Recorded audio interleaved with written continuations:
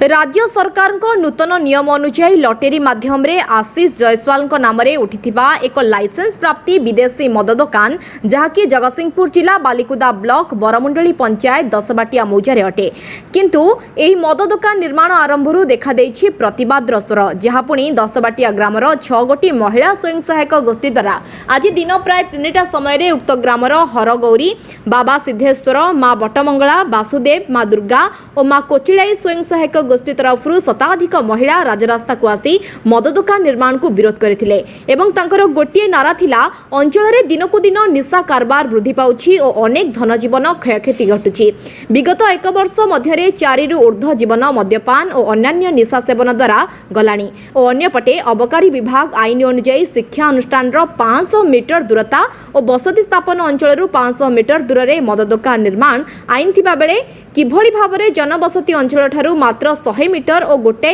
तालगाँ ठारे थिबा बालिका उच्च विद्यालय 300 मीटर रु कम और जाओस करबा एक रास्ता कड़े निर्माण और दसबाटिया ठारे थिबा एक सरस्वती शिशु विद्या मंदिर रे एते निकटरे मद दुकान निर्माण केते दूर युक्तियुक्त एवं अबकारी विभाग किभली भाबे बिना तदंतरे एही स्थान निरूपण कला ताहाकू विरोध करिसेंती महिला।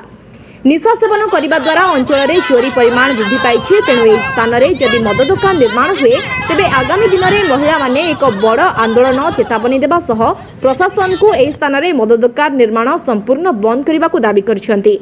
एहा नहले आगामी दिन में माल मरीचपुर अंचल हजार हजार महिला एही मद विरोध में आंदोलन में सामिल होई राजरास्ता अवरोध करने सह आंदोलन करेंगे। जगतसिंहपुर जिला प्रतिनिधि कमलाकांत बारिंग रिपोर्ट ए न्यूज ओडिया।